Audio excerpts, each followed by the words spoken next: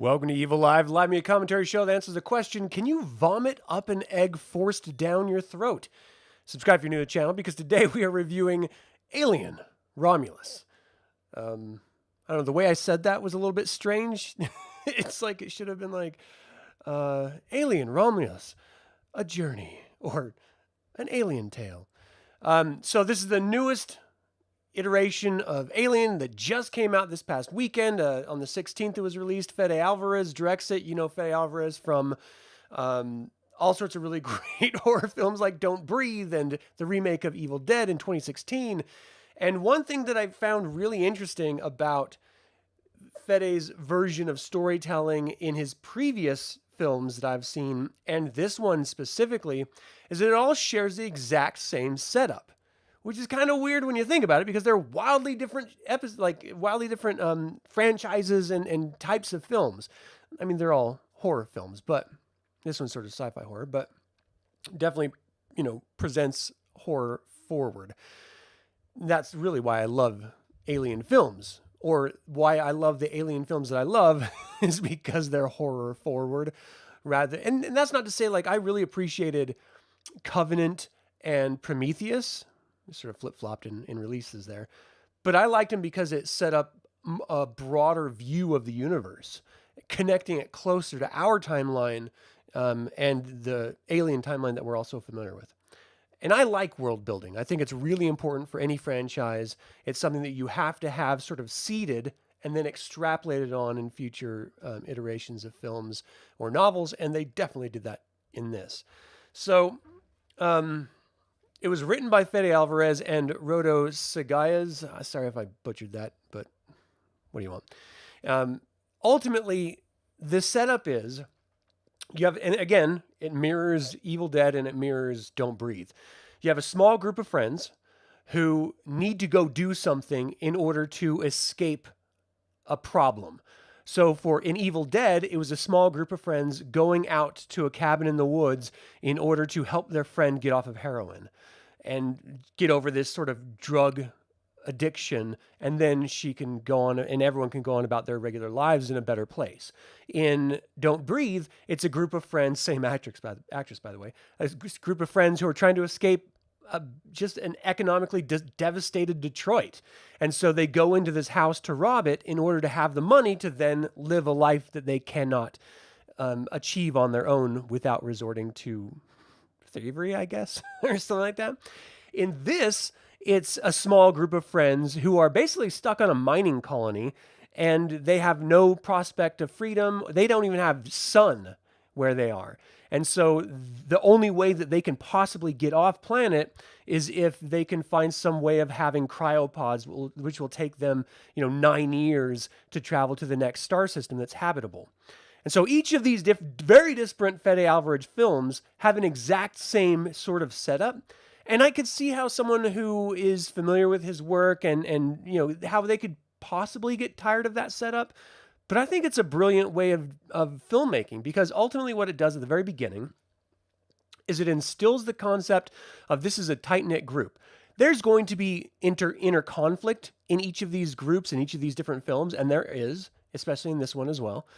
But at the core of it is a willingness to work together, no matter what, to a better future. And that works when you're trying to make an audience care about characters, because then you get to see not only their own hopes and dreams individually, but you see that they together is the only way that they can actually achieve these. So when they start dying off, the opportunity of them actually achieving what they were trying to achieve just exponentially shrinks down to nothing. And that's part of the horror, and that's part of the trauma of the situation that the characters go through. Hey, Grigor, how you doing, man? It's the first film in about a decade to make you recoil in horror. Nice. Nice. I'm glad you dug it. I really dug this too. There's a lot of stuff in this film that was, it took the traditional spin of an alien film, and Fede sort of took his license, his creative license in storytelling, and stretched it out into different places, which, for example, we see a lot more of the crawlers, the little, hand crawling. I don't know what their names are. Sorry if I'm pissing people off by not knowing the vernacular. But the hand, aliens put the seed inside of you, and so then it busts out and becomes the xenomorph we all know. There's a lot more of them in this. And they're like the 28 days later version of zombies. They're so much faster and just more on the spot in this one, which I think is great. So before I get into like all the different creatures and stuff like that, because we do see a couple different versions of creatures in this, which personally I like, but I know in the last third of this show, some people are going to be really turned off by the direction of the creature design. And I get it, but for me, it worked. So ultimately, they are stuck in this sort of mining colony and they can't get out. The Wayland Corporation is basically, it's slavery. Like they tell you how long you're going to serve. And then once you get to the end of that contract, you can petition to get off world and go somewhere else. But if they decide that they still need you, well, then you're not leaving and you're going to stay for another number of years. And that's exactly what happens with our heroine, Rain.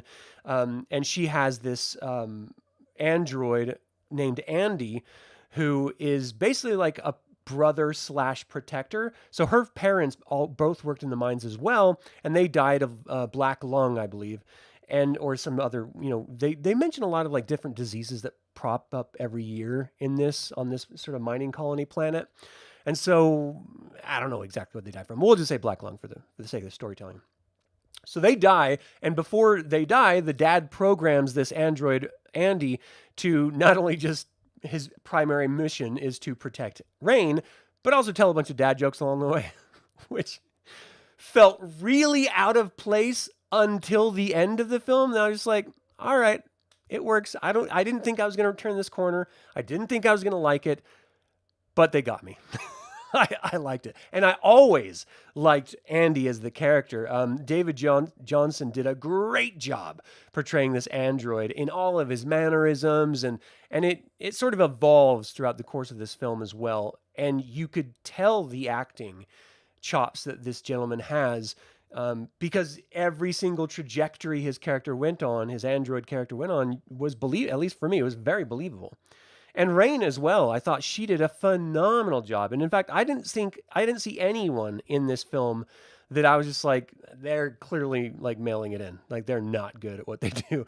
There are some things that stood out that I'm going to get to in a second where I'm just like, oh, come on. Like this is not working, but we'll get to that in a second. So one of Rain's friends and his group of friends figures out that there's a defunct spaceship in the upper atmosphere. They think it's just a spaceship. And so they're going to go salvage the cryo chambers from the spaceship in order to then travel the 9 years to get off of planet. And it's all illegal, but this is a mining colony. This isn't a police state. This isn't a core world. This is the middle of nowhere. And so there's no like police force stopping them or preventing them from getting this, because ultimately it's in a trajectory to fall into the rings that are spiraling around this planet and destroy itself. So if you're the government, sort of corporation that's overseeing this mining colony, you care less about space debris that's going to be destroying itself in a matter of, days or hours than making sure the people on the ground are doing their job so you can mine the resources that the corporation needs on the other core world planets. And so that's why it all really worked for me, how they could spot this defunct spaceship and no one else seemed to care about it, because it literally is broken down and they're just trying to scavenge what they can off of it. Salvage is the other word I was looking for. So they get in this spaceship, they go up to it and they realize it's not a spaceship, it's a space station. And it's completely just like broken down. And this is where it becomes alien. So the first little bit of the show is, and again, this is wild spoilers, so you should know this going in. If you don't want to know spoilers, get the hell out of here because it's about to get down. They get to the space station. This is where it gets to be alien, because this space station is already populated by a shit ton of xenomorphs. And they don't show it right away, but when it reveals, it's there. It's like Aliens version of numbers of xenomorphs. So there was an early cutscene before the title screen, I believe, where it showed, basically this is set between Alien and Aliens. So at the end of Alien, there was an alien that was trajected, like shot out of an airlock into space.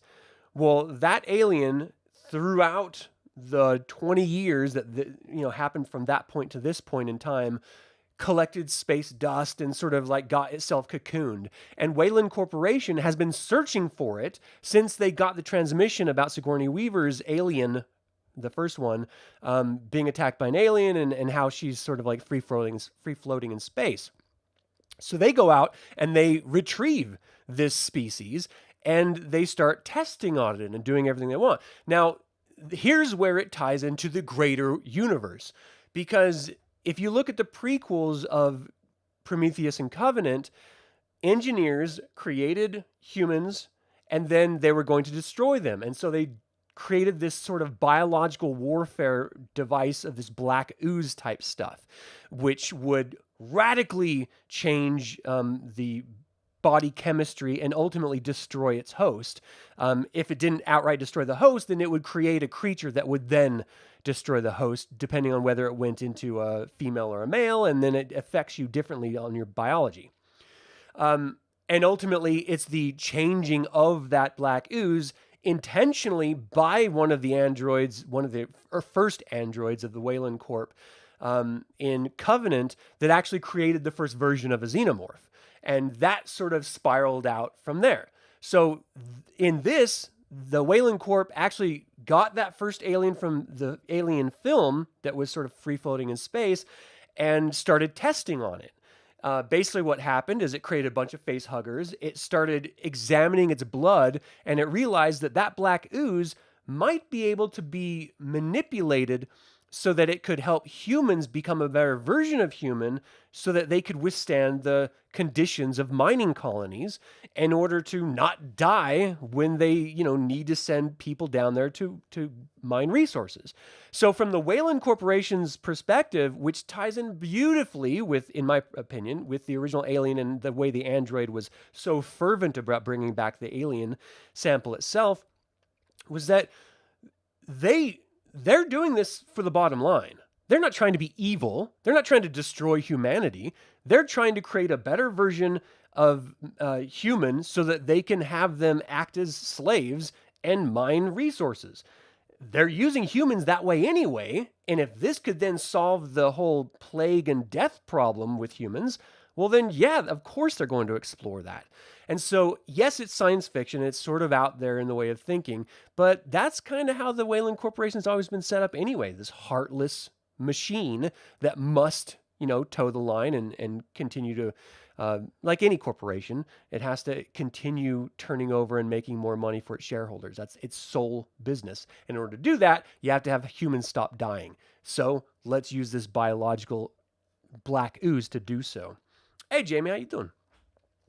So that's what I loved about this, is that it tied into both versions of the aliens from the very prequels to the sequels so well that it felt just like it put this nice little bow and it sort of immersed you instantly, which I really loved that. The Anunnaki and Skynet working as humans. Yeah, exactly. And so when she gets onto the ship, that ship was that original space station that got that sample, and they were doing all the tests on it, and it sort of ran rampant and destroyed all life on it, which is why it was sort of floating to its own doom. So they get on the ship, they find the cryo chambers, and they start moving them out, but they don't have enough of the energy in order to sustain for 9 years. The max was like 3.5, I think. So they have to go and look for more sort of cryo fuel, I believe they call it. And they find some in this lab, which had all of the clones of those face huggers aliens. And so as soon as they turn up the heat, the power comes on, the heat starts coming up, it starts defrosting all these cryogenically frozen creatures, and they start plopping down into the water and start attacking this crew that's trying to get this basically like a power cell. And that's where it just sort of spirals out and starts getting insane. And the horror is wonderful. I mean, we got this one guy with a cattle prod who's just a total dick to Andy, the android, which I'm an idiot because up until now, I never once made the connection between Andy and android as a name. That just goes to show how fucking dumb I am. And he's just like a smartass, which I love as a character. And so he's literally using this sort of like cattle prod as like a bat, as these face huggers are jumping at him. He's just like, bop, like hitting them. And the whole time, just like, why didn't they ever do that in the other Alien films? That's the most logical thing that any human being would do. If a face hugger is jumping at your damn mouth, you're going to bat it away. And they never do. We just see him like get a perfect shot right on the head. They're wrapped and they drop down on the ground. This, you see the tentacle going in their mouth and being ripped out of their mouth, and woof. It's like body horror gold. So gross and so cool. I love it so much. And so they're fighting their way out. They get out and a couple of facehuggers get through, but then of course they get up in the ventilation systems as just sort of par for the course. And the further into this space station they get in order to get to their ship, the more they sort of uncover the story of the space station, and the other xenomorphs on station become aware of their presence. And then, of course, they need to propagate the species, so they start coming after them. We get some great sequences where there's this pregnant woman who's sort of resting. One of the ladies gets the facehugger on her, and it sort of like puts the egg in her chest, and she doesn't know about it. She just feels this sort of pain, and she found this cool little medical tool that you can put behind a piece of flesh, and it sort of like shows you this sort of X-ray version through your skin of like your body. So it's in the trailer, so she puts it behind her and she can see this like little creature inside of her, and you see like her rib bone break and stuff.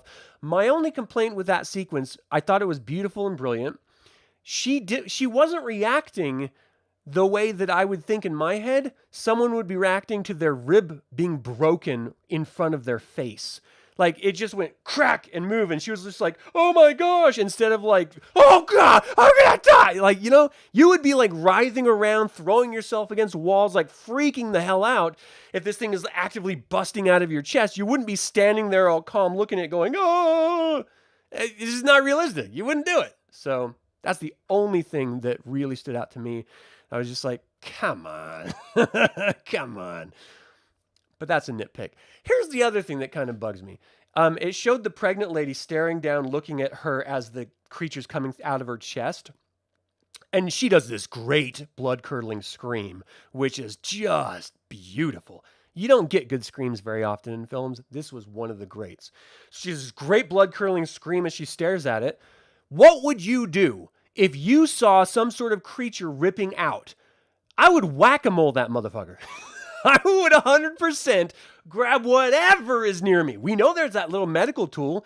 I would grab that and start beating the shit out of this crazy creature that's like just killed my friend and is crawling out of her chest.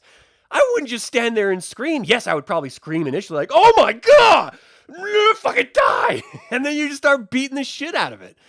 She didn't, but whatever, I would probably have just pissed myself and passed out. In reality, I would like to think that I would have the wherewithal to attack, but she didn't, so I can't fault her. But it does mean that she sort of gets captured and taken away by the alien as well as the xenomorph sort of metamorphs. And this is something that I don't remember in the other Alien films, though I haven't seen 3, 4 in a while. There's like the point where they sort of like come out of your chest, then they shed their skin and they sort of cocoon themselves in this massive meaty vagina, this vagina egg. And then like they just sort of come out fully xenomorph out of this vagina egg. That was different because like originally it's just like the little eggs that create the face huggers, and the face huggers impregnate you, and then you have the xenomorph jump out of your chest, and then they just rapidly grow. At least that's my memory of it. And this one had the second step of them encasing themselves in a larger vaginal egg that they then come out of. It was kind of weird. Kind of, but whatever. I like vaginas. I don't care. I'm a fan. Just putting it out there. So there's this really great scene where the cattle prod guy sticks it right in the vagina egg as the thing's like turning into a xenomorph, and you just hear it screaming, acid's dripping down everywhere. It ends up getting on his hands and in his chest, and his like this tail comes out and stabs him in the eye. He drops down the ground. The acid burns his way, and we just see this great acid moment scene eating his flesh, and you see his bone underneath, and he's like screaming and just instantly dies as the acid goes through his heart and stuff. Brilliant death sequence, so cool looking too. I mean, I really, really liked it. It was one of those sort of top 10 alien death scenes in all films, like hands down, just really beautifully done. But then, we know what happens. Like, as soon as that acid, it doesn't stop. It goes through the hull of the ship. And then, of course, the vacuum of space pulls everything out of that hull. And so we had this great moment where they grab these sort of pulse rifles. And the android at that point had an upgrade, because what they realize is that, you remember Rook? Or was it Rook or is it Bishop? I don't think it's Bishop. I think... Anyway, it's a chess piece name. The original android from Alien, that model, there's a version of him in this. And they did this crazy deep fake to put the guy's face on it, and it looked really fake for like 25 minutes until my brain sort of did the auto adjustment on it, and then it looked normal after that. But you don't need to do that. You get someone that looks kind of like him, have his face all mangled so it's not a problem. You could just have a different model of Android, and it wouldn't matter. You already introduced a new one in Andy, so why not just do another new one? And ultimately, these androids are programmed to do whatever is in the best interest of the Weyland Corporation. They're not evil, they're not good, that's their programming. And so as soon as they put that sort of security upgrade in Andy's head, he then becomes also sort of like Borg-like into the Weyland Corporation. His primary program, as coded by Rain's father, was to protect Rain. Now with this upgrade, that is no longer his primary concern. Now it's just to make sure that this black gooey liquid can be taken planet side so that the Weyland Corporation can come and collect it and continue their experiments on it. Because that's a lot of R&D money, it's no joke. So that was a little bit odd, with the whole deep fake thing, but I don't care. It's an android. He's there just to sort of sell the concept that the androids in this entire universe are not autonomous, free-thinking beings. They are subject to the corporation's whim and protection and service. And he sold that concept, I thought, brilliantly. I thought, you already got that from the first Alien. You got a weird version of, sort of the antithetical version in Bishop in Aliens. And so I liked seeing yet another version of the android in Andy in this one.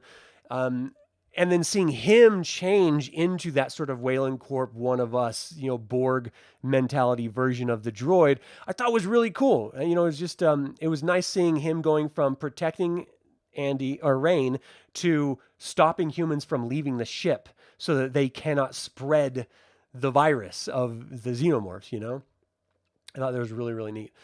So you basically got a survival situation that Rain gets a pulse rifle, and they have to go down to save the pregnant woman, into like the catacombs of the space station, which you can see all the wonderful Gary Gygax.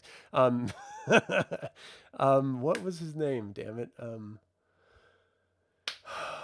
This is going to kill me because I can't think of the dude's name who originally designed the xenomorphs.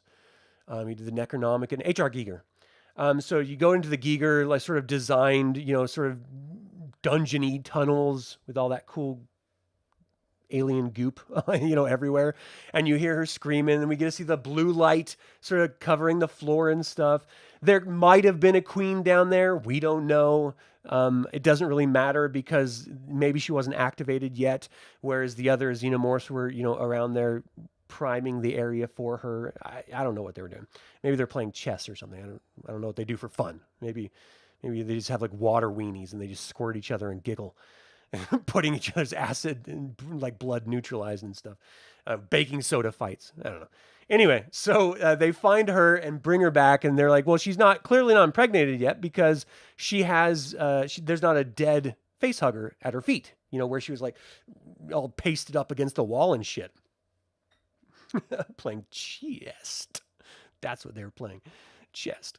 And so they drag her away, but they're also carrying this black liquid. So the android, the first Weyland Corporation android, is trying to get them to inject themselves with this because it's supposed to be, protecting them. But what they don't see is the result of the rat, the test rat, the lab rat that was injected with the black goo. He ended up just like in Prometheus, where the guy turns into this weird zombie monster and then just, sort of becomes a monster and just kills everything and then dies himself.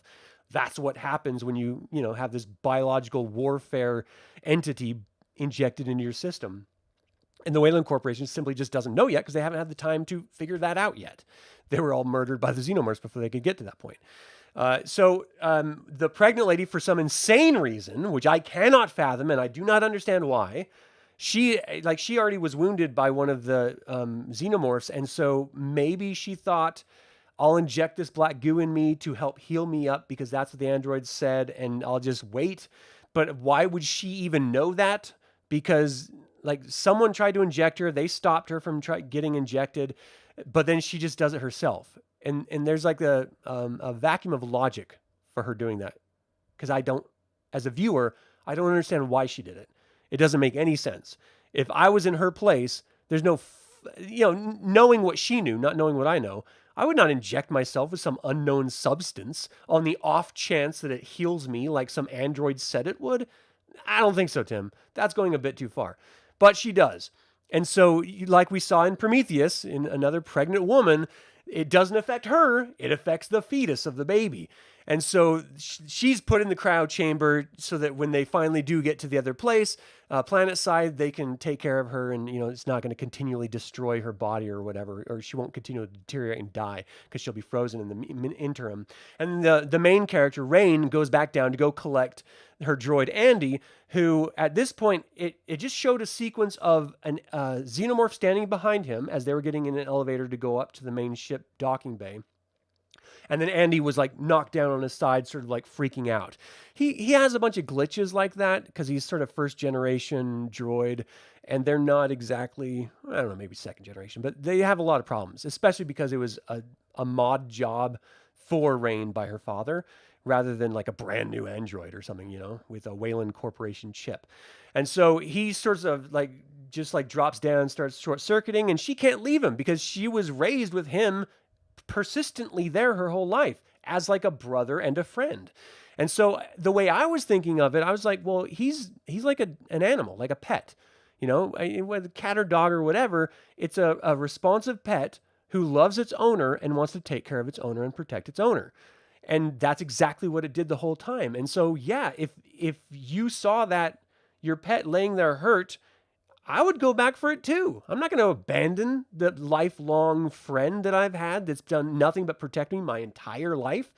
So she goes back to get him, and they have to fight, through there's a great zero gravity sequences where she's shooting up these xenomorphs with this pulse rifle, and acid blood is spraying everywhere, but because it's in space, it sort of globs together in these weird, crazy strands of liquid, in zero G.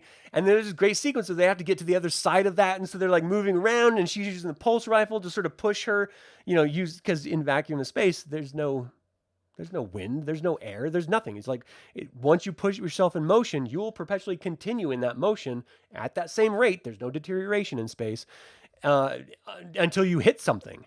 That's how it works. And so she was using the tools at hand, like the rails and her gun, in order to maneuver herself around this cool acid floating through the air, this acid blood of all these xenomorphs. Ultimately, they get up to the ship. Andy is put in a cryo chamber. The baby sort of rips out of the mother's womb, and then, sort of another extra vaginal egg sort of starts coming out. And so Rain grabs it, and she tries to go to the airlock. She can't quite get to the airlock, and it sort of falls out of her hands. It goes down to another part of the ship, and then it sort of emerges, and this version of the creature is a mix visually between a xenomorph and an engineer, which is very interesting because we know in this universe that we are the result of engineer DNA, and the engineers created the bioweapon of the black ooze that ultimately created the xenomorphs. And so it's just really interesting to see that those biological signatures sort of come together to create this. I didn't particularly like the creature design of it, but whatever. So it goes back to its mom when it's fully large because it's exponentially growing, rapidly with a sort of a progression of its own. There's another word I was trying to look for, but I couldn't find it. So it goes back there and it has its own little sucker second mouth as well. And like the mom like reached down into her breast and she saw like the black ooze coming out of her breast. And so I think that the big alien guy was sucking black ooze out of his dead mother's breast by the time Rain gets there, and she just sort of sees and she's like, oh my gosh, like freaking out, as you would do. And ultimately, it's just a big fight in the finish of the ship hitting the ice ring around the planet and destroying itself. Her trying to get away from this weird engineer xenomorph hybrid that she inadvertently helped create by carrying around this black ooze canister. And then ultimately, the ship getting destroyed, her getting away, and sort of surviving and stuff. And she puts herself into cryo freeze. She heads for the planet that she was originally going to head to and sends out a message very much like the end of Alien, with Sigourney Weaver sending out the message. So I'm sure she's probably going to be picked up by Weyland Corp somewhere, or someone else is going to find her, and the battery cells will have died or something, and it'll continue the whole thing. But I think she still has the black ooze canister. If memory serves, it's still on the ship somewhere. So if that's true, then you could definitely do a sequel of this and just go crazy with it. Here's the deal with this show. It was not a huge budget. They leveraged practical effects really wonderfully. The heightened sense of space isolation and body horror made it a brilliant inclusion to the franchise. But I don't know if I would want every Alien show to be like, every film to be like this moving forward. I like the idea of different filmmakers coming in and giving their own spin on an Alien film. Just in very much the same vein. I know people hated the Hellraiser films as they continually went on, and they're not good, but I like the concept of each film doesn't necessarily have to, tie in from A to B to the preceding film or the film that follows it in the timeline. You can just have an isolated, cool Alien film by an up-and-coming director just doing their thing, keep it low budget, keep it practical effects, keep it horror and body horror and sort of space isolation, and you're going to continually knock out amazing Alien films. And I don't know about anyone else, but I wouldn't get tired of watching those. It's part of what makes the franchise enjoyable, and it doesn't have to have multi-million-dollar budgets. You're not looking for billion-dollar returns on these films. You're just looking to break even or, make a little bit of extra skrilla on the back end. And that's it. And the studio gets a win, the filmmakers get a win, the actors get a win, and then we as the audience gets a win. And that's really what I think is the strength of this film specifically, because it shows that you don't need a big budget. You don't need A-list actors, and you can still tell a really believably immersive, great horror story set in the Alien universe. So some of the standout parts for me of this film was the body horror aspects of it, the acid and leveraging that in really sort of fun, conventional, familiar ways, but also different ways. Andy, the android, really stood out to me as a character. I loved Rain. In all the trailers, it makes you think she's going to be like a Sigourney Weaver, but she's not. Like, she's an empowered woman, but that's not, it's not like a monolith. Like every empowered woman is Sigourney Weaver's character, Ripley. I mean, it's just, she's her own character. She has her own character arc. She has her own motivations, and she survives because she's the final girl, but that's it. That's the only connection. And I'm very pleasantly pleased because of that, because they, aside from her being a woman with dark hair, there's no other connection to Ripley, except for the final girl, trope. So I loved all that stuff. The stuff that didn't really land is what I was talking about before. So the reactionary stuff. If something's ripping out of your chest, you're going to be freaking the fuck out. Not just screaming. You're going to be like flailing and stuff. And if something pops out of your friend's chest, some alien entity, you don't know if it's a bug or a cockroach or a hedgehog. You don't know what the hell it is. You're not just going to let it like run away. You're going to try to kill that motherfucker because your friend just got killed by it. You're going to want revenge. At least I would like to think that I would. And that's kind of it. Outside of that, I thought it just fired on all cylinders. It did a great job of weaving itself maybe a little hand-fisted at times with the rest of the IP and the rest of the Alien universe set out in the prequels and the sequels. And I just really had a good time watching it, you know? Aside from the creature design at the very end, I like the concept behind it more than I like the visual interpretation of it, but I'm still okay with it, you know? I don't care, it's weird. Aliens are weird. What are you going to do? If you ever saw Prometheus, that got weird quick. So, yeah, I'm here for it. So let me know what you guys thought of Alien Romulus. Was this a welcome addition to the Alien franchise, or was it just too much of the same, or just a little too out there for you? I'd be interested to hear your thoughts. Put it in the comment below. For the guys tuning in live, thank you guys so much for checking it out live. I appreciate you. Always feel free to jump in chat, and I'll give you a shout out, and we can chat back and forth that way as well. So I would give this 5 out of 5 evil eyes.